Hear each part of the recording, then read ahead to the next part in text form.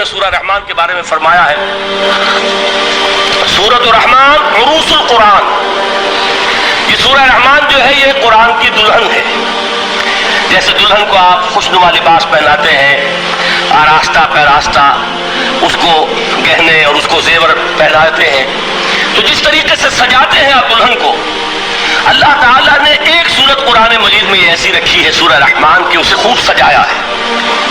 اس میں الفاظ کا در و بست، اس کا اپنا ایک ڈیوائن میوزک ہے۔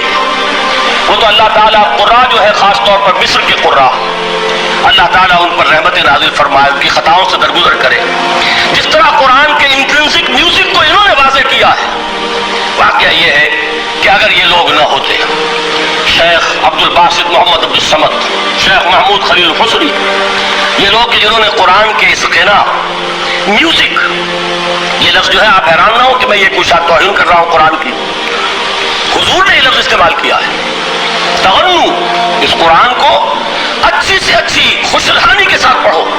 من لم یتغن بالقرآن فلیس منا، جو قرآن کو بہتر سے بہتر انداز میں، اچھی سے اچھی آواز میں خوشلحانی کے ساتھ پڑھنے کی کوشش نہیں کرتا، وہ ہم میں سے نہیں ہے۔ بلکہ ایک مرتبہ حضور رات کے وقت آپ گشت پر تھے اپنے ساتھیوں کے حالات معلوم کرنے کے لیے۔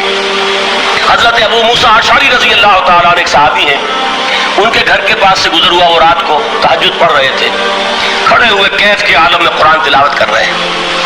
حضور کو بہت پسند آئی ان کی قرات، کافی دیر تک وہاں کھڑے سنتے رہے۔ اب انہیں کیا پتا کون سن رہا ہے، بالکل اسی طرح سمجھ لیجئے ایک بات یاد آئی ہے، حضور فرماتے ہیں کہ جس طرح کان لگا کر اللہ قرآن کو سنتا ہے کسی چیز کو نہیں سنتا۔ ہمیں نظر نہیں آتا نا، ہمیں معلوم نہیں، ہم قرآن پڑھ رہے ہیں تو سننے والا کون ہے؟ سب سے زیادہ کان لگا کر خود اللہ۔ یہاں اس لیے مجھے یاد آیا کہ ابو موسیٰ اشعری کو کیا پتا تھا کہ کون سن رہا ہے؟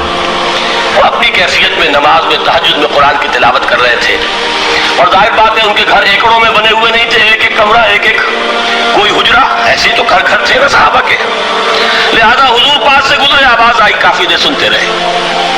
اس کے بعد آپ تشریف لے گئے، صبح فجر میں ملاقات ہوئی تو حضور نے تحسین کے انداز میں فرمایا، یا ابا موسیٰ انک قد اوتیت مزمارا من مزامیر آل داؤد، اے ابو موسیٰ تمہیں تو آل داؤد کے سازوں میں سے ایک ساز اللہ نے عطا فرما دیا ہے۔